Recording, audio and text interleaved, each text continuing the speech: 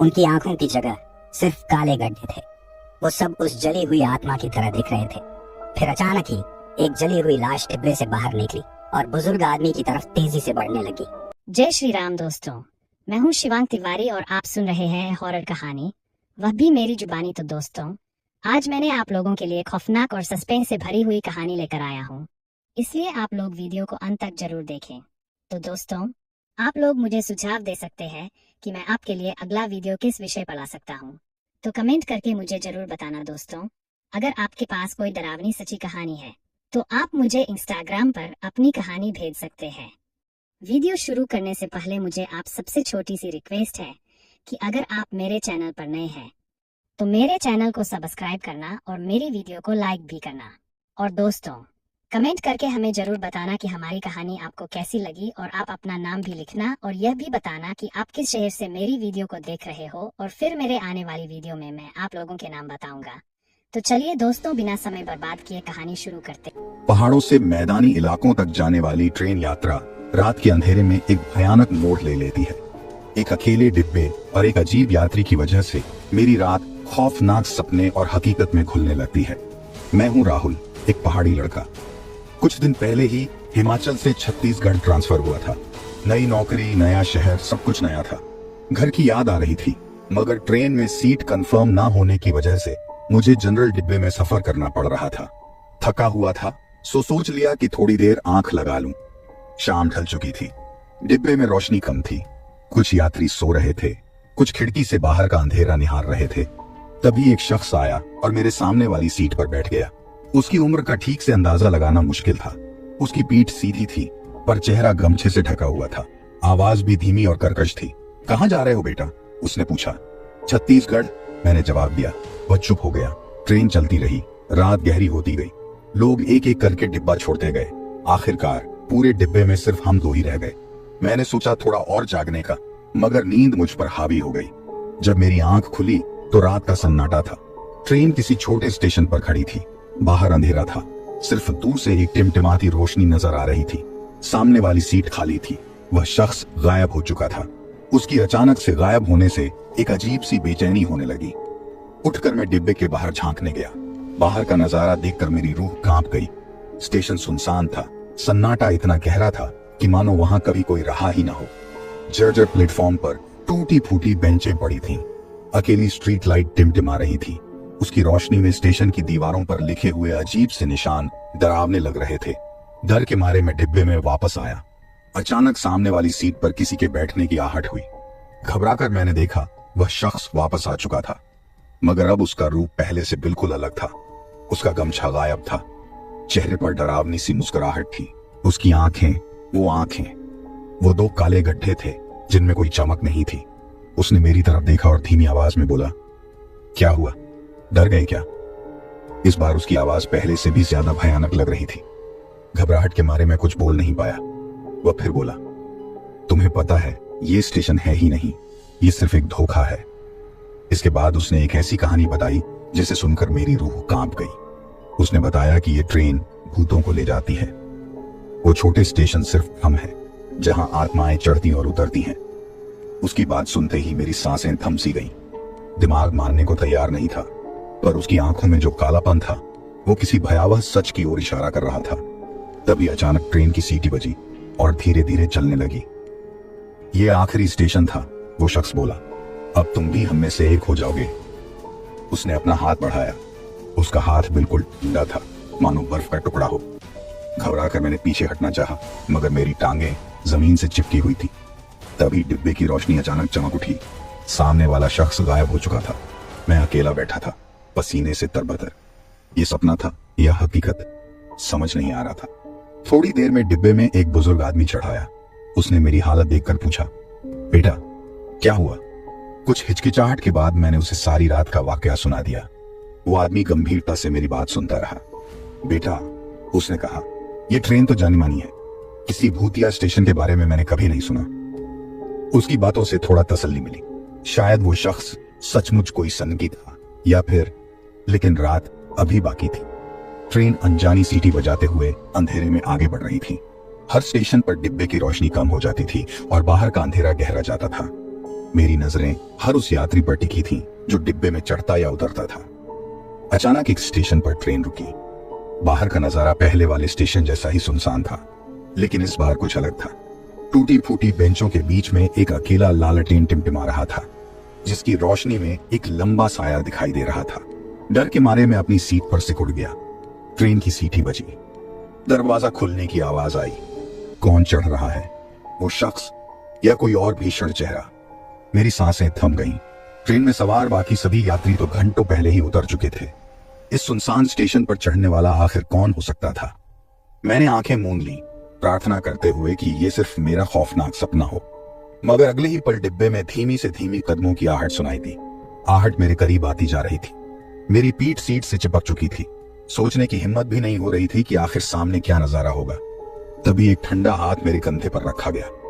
मैं चीखने ही वाला था कि एक बुदबुदाती आवाज मेरे कानों में पड़ी। बेटा, डरो मत, मैं तुम्हें बचाने आया हूं। मैंने धीरे से आंखें खोली। मेरे सामने वही बुजुर्ग आदमी खड़ा था जो कुछ देर पहले डिब्बे में चढ़ा था। उसकी आंखों में चिंता थी, मगर चेहरे पर एक अजीब सी शांति भी झलक रही थी। उसने मुझे धीरे से उठाया और डिब्बे के कोने में खींचकर खड़ा कर दिया।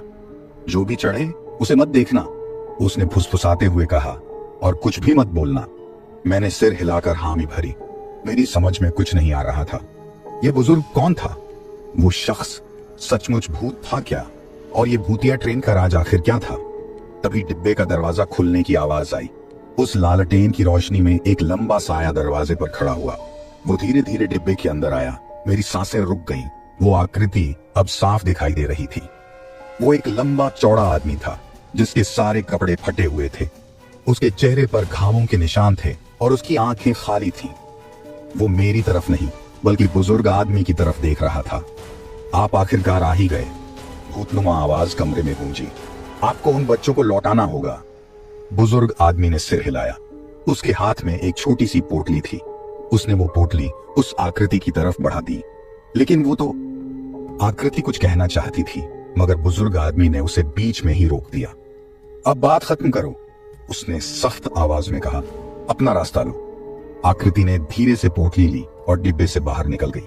जैसे ही वो बाहर गई, डिब्बे की रोशनी फिर से जगमगा उठी। मैंने बुजुर्ग आदमी की तरफ देखा। वो मेरी तरफ मुस्कुराया।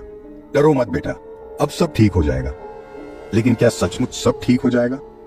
वो छोटी सी पोटली में क्या था? और वो भूतनुमा आकृति कौन थी? ये सवाल मेरे दिमाग में कौंध रहे थे। ट्रेन अब भी अनजानी सीटी बजाते हुए आगे बढ़ रही थी। रात अभी बाकी थी और हर स्टेशन पर कुछ न कुछ अजीब सा होने का डर मुझे सता रहा था। बुजुर्ग आदमी ने मेरा कंधा थपथपाया और धीरे से कहा, बैठ जाओ बेटा, थोड़ा आराम कर लो। मैं घबराए हुए उसकी बात मानते हुए सीट पर बैठ गया। दिमाग में सवालों का ज्वालामुखी उबल रहा था। वो भूतनुमा आकृति, वो खाली आंखें, वो छोटी सी पोटली, क्या था ये सब? बुजुर्ग आदमी सामने वाली सीट पर बैठ गया। उसकी आंखों में एक गहरी थकान थी। उसने एक गहरी सांस ली और धीरे से बोलना शुरू किया। ये वही ट्रेन है जो कभी पहाड़ों में चलती थी। एक खूबसूरत रेलवे ट्रैक, हसीन नजारे। मगर कुछ साल पहले एक हादसा हुआ। उसने एक पल रुका, मानो अपने आप को संभाल रहा हो। एक पहाड़ दरक गया था। ट्रेन में सैकड़ों लोग सवार थे, कोई नहीं बचा। और तब से वो आदमी फिर रुका। उसकी आवाज कांप रही थी। तब से ये ट्रेन भटकती रहती है, पहाड़ों से निकलकर मैदानी इलाकों में आ जाती है और हर उस स्टेशन पर रुकती है जहां कभी कोई हादसा हुआ हो। उसने मेरी तरफ देखा। उसकी आंखों में एक अजीब सी चमक थी। मैं उन आत्माओं को शांति पहुंचाने का काम करता हूं। वो पोटली, उसमें उस भूतनुमा आकृति के बच्चे थे। वो ट्रेन हादसे में मारे गए थे। उसकी बातों से मेरी रूह कांप गई। यानी ये ट्रेन सिर्फ भूतों को ले जाती थी। और ये बुजुर्ग आदमी, वो कौन था? तभी ट्रेन की सीटी बजी। एक तीखी सी आवाज जो रात के सन्नाटे को चीरती हुई निकली। ट्रेन फिर से धीमी हुई और एक और सुनसान स्टेशन पर रुक गई। इस बार लालटेन की रोशनी नहीं थी, सिर्फ दूर से आग का एक धुंधला सा निशान दिखाई दे रहा था। बुजुर्ग आदमी खड़ा हुआ और उसने मेरी तरफ देखा।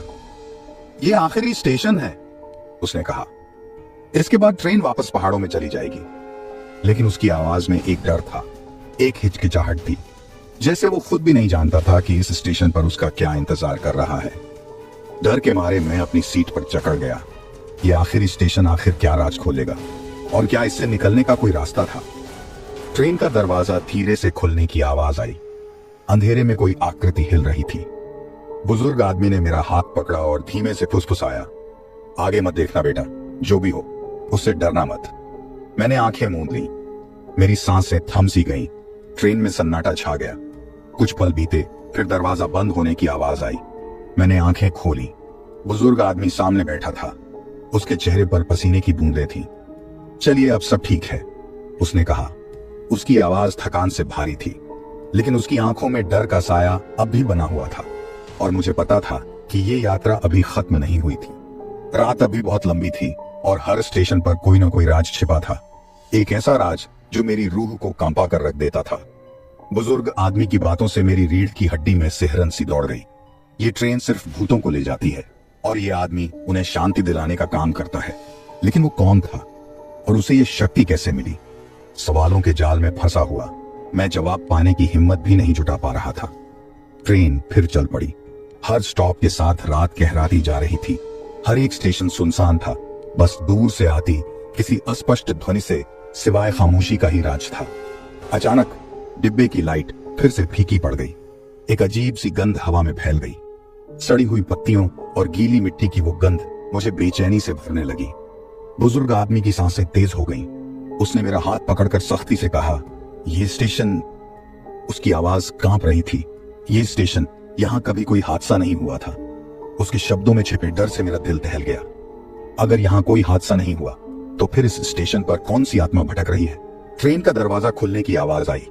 इस बार कोई आकृति नजर नहीं आई, बस एक भयानक सन्नाटा था जो मानो किसी भयावह चीख को दबाए हुए हो। बुजुर्ग आदमी ने धीमी आवाज में मंत्रों का जाप शुरू कर दिया। उसकी आवाज कांप रही थी, मगर वह मंत्रों का उच्चारण लगातार जारी रखे हुए था। कुछ पल बीते, तभी डिब्बे के अंधेरे में एक हल्की सी हलचल हुई। हवा में ठंड की एक लहर दौड़ी। मेरी सांसें रुक गईं।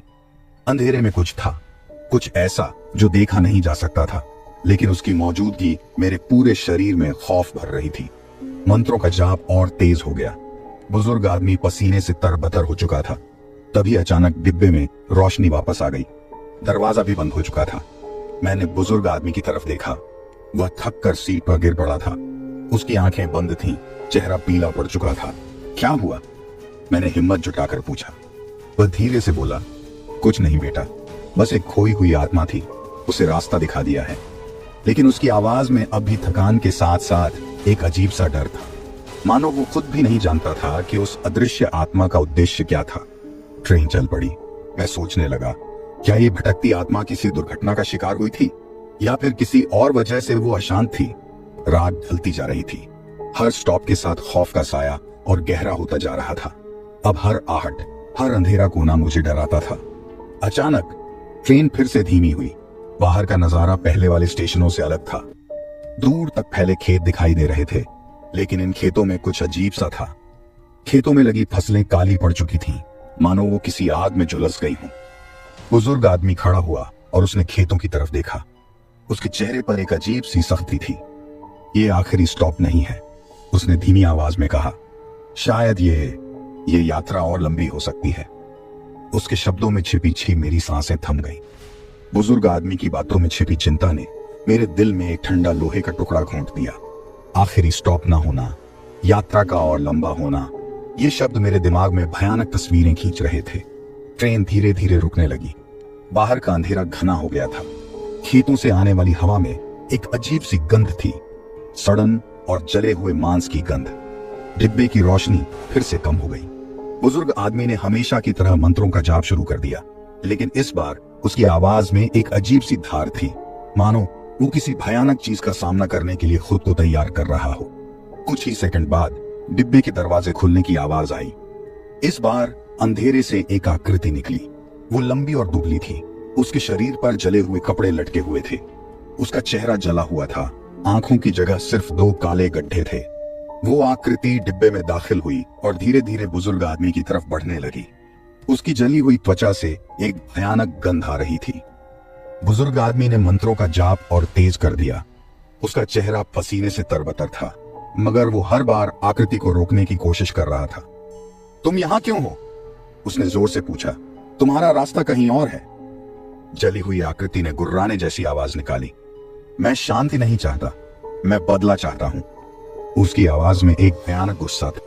वो बुजुर्ग आदमी की तरफ लपकने के लिए तैयार था। मैं घबरा कर अपनी सीट से उठ खड़ा हुआ।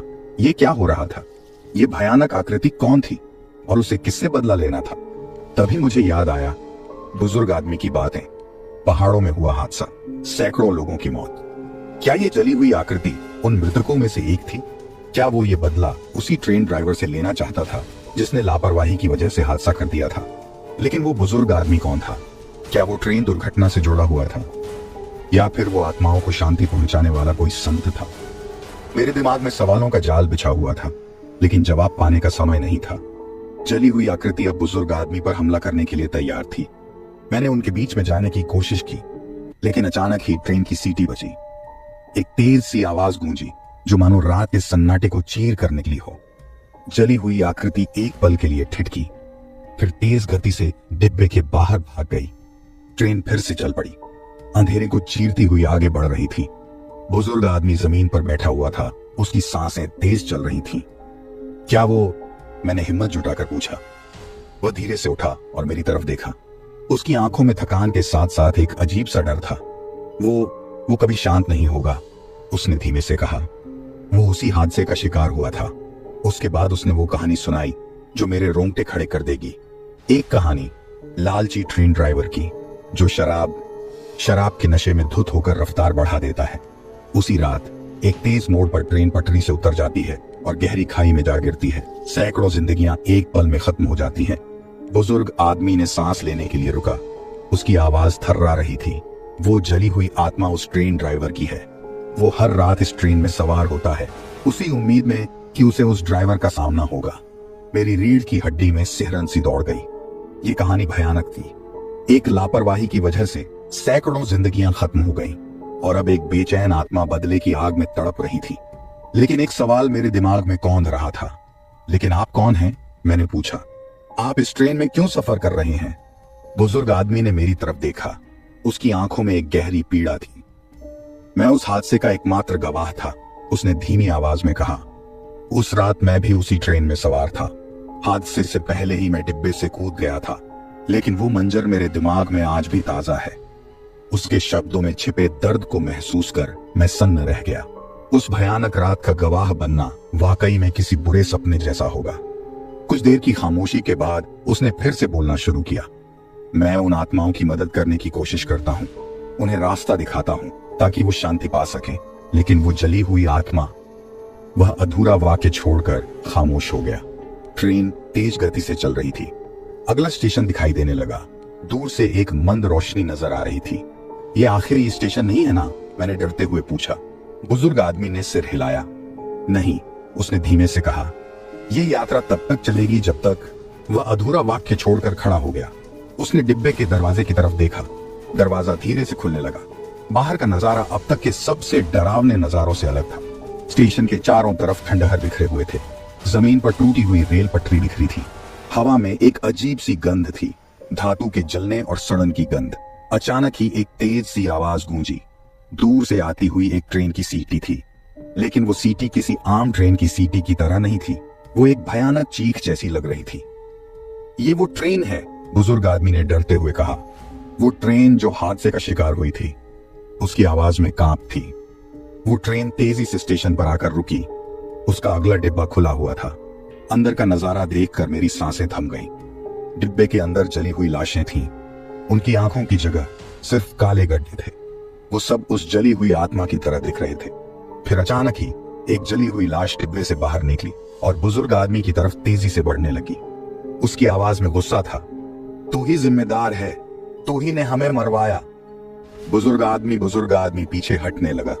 उसकी आंखों में दहशत झलक रही थी। जली हुई लाशों का तांता टूट चुका था। वे सब बुजुर्ग आदमी को घेर रहे थे। उनकी भयानक चीखें रात के सन्नाटे को चीरती हुई गूंजने लगीं। मैं सहमे हुए अपनी सीट पर बैठा हुआ था। हिलने जुलने की हिम्मत नहीं हो रही थी।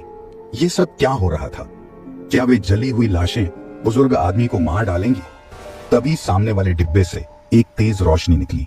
किसी ने डिब्बे का दरवाजा खोला और उसमें से एक लंबा चौड़ा हट्टा कट्टा आदमी निकलकर बुजुर्ग आदमी के सामने खड़ा हो गया। उसके चेहरे पर गुस्सा था, मगर उसकी आंखों में एक अजीब सी शांति भी झलक रही थी। छोड़ो उसे, वो आदमी आदेशात्मक स्वर में बोला। जली हुई लाशें एक पल के लिए रुकी, फिर वे धीरे धीरे पीछे हटने लगी। ये कौन है? मैंने बुजुर्ग आदमी से फुसफुसाकर पूछा। वो उसी ट्रेन का ड्राइवर है, उसने कांपते हुए जवाब दिया। मेरे दिमाग में सवालों का जाल बिछ गया। क्या ये वही लापरवाह ड्राइवर था जिसने शराब के नशे में हादसा कर दिया था? लेकिन वो मर चुका था ना। वह नया आदमी बुजुर्ग आदमी के पास आया और धीमे से बोला, तुमने सालों से उनकी मदद की है, अब ये तुम्हारी बारी है। बुजुर्ग आदमी उसकी बात समझ नहीं पाया। मेरी बारी? किस बात की? तुम्हें भी शांति ढूंढनी है, नया आदमी ने कहा। तुम्हें भी इस ट्रेन से उतरना है। उसके शब्दों में एक अजीब सी चेतावनी थी। बुजुर्ग आदमी कुछ कहने ही वाला था, तभी ट्रेन की सीटी बजी। वो भयानक चीख जैसी सीटी फिर से गूंजी। नया आदमी ने बुजुर्ग आदमी का हाथ पकड़ा और उसे खींचते हुए डिब्बे के दरवाजे की तरफ ले गया। अगर तुम मेरे साथ नहीं आए तो तुम हमेशा के लिए इस ट्रेन में फंसे रहोगे, उसने चेतावनी दी। बुजुर्ग आदमी ने एक पल के लिए मेरी तरफ देखा। उसकी आंखों में डर, उलझन और एक अजीब सी उम्मीद झलक रही थी। उसने अपना फैसला ले लिया। उसने ट्रेन ड्राइवर का हाथ पकड़ लिया और डिब्बे से बाहर निकल गया। अंधेरे स्टेशन पर जली हुई लाशों के बीच वो दोनों धीरे धीरे उस भयानक ट्रेन की तरफ बढ़ने लगे। मैं अकेला डिब्बे में बैठा हुआ था। ट्रेन की सीटी फिर से बजी और वो धीरे धीरे स्टेशन से दूर जाने लगी। दूर से आती हुई आग की लपटें और चीखें रात के सन्नाटे में खोती जा रही थी। मेरे दिमाग में एक ही सवाल गूंज रहा था, क्या मैं भी इस ट्रेन में फंसा हुआ हूं या फिर मेरा भी कोई रास्ता निकलेगा, शांति पाने का कोई रास्ता। ट्रेन अंधेरे में आगे बढ़ती रही, अगले स्टेशन और उसके रहस्यों की तरफ। अकेलेपन की ठंड सी लहर मेरे पूरे शरीर में दौड़ गई। डिब्बे की खिड़की से बाहर का अंधेरा और भी घना हो गया था। ट्रेन की रफ्तार बढ़ रही थी, मानो किसी अनजान खाई की तरफ बेतहाशा दौड़ रही हो। कुछ पल बीते, फिर अचानक डिब्बे की लाइट फिर से फीकी पड़ गई। चारों तरफ एक भयानक सन्नाटा छा गया। मेरी सांसें थम सी गईं। क्या अब कोई भयानक आत्मा मुझसे मिलने आएगी? तभी डिब्बे के कोने से एक हल्की सी खटपटाहट सुनाई दी। किसी का हाथ धीरे धीरे सीट के पीछे से निकलकर मेरा कंधा छू रहा था। मैं चीखने ही वाला था, मगर किसी अदृश्य शक्ति ने मेरा गला दबा दिया। आवाज निकालना असंभव हो गया।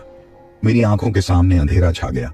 कुछ देर बाद होश आया तो मैं उसी डिब्बे में बैठा हुआ था। लाइट जल रही थी, लेकिन सामने वाली सीट खाली थी। बुजुर्ग आदमी और ट्रेन ड्राइवर दोनों गायब हो चुके थे। मैं घबरा कर खड़ा हो गया और चिल्लाने लगा, कोई है, मुझे यहां से निकालो। लेकिन मेरी आवाज का कोई जवाब नहीं आया। ट्रेन तेजी से चल रही थी। अगले स्टेशन का कोई पता नहीं।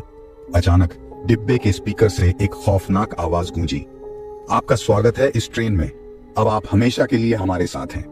मेरे पैरों तले से जमीन खिसक गई। मैं चीखने की कोशिश करता रहा, लेकिन मेरी आवाज गले में ही अटक गई। ट्रेन अनवरत चलती रही, रात के अंधेरे में खोती हुई, अपने अगले शिकार की तलाश में। तो मुझे उम्मीद है कि आपको वीडियो पसंद आएगा और कृपया मेरे चैनल को सब्सक्राइब करें और वीडियो को लाइक करें। अगले वीडियो में मिलते हैं।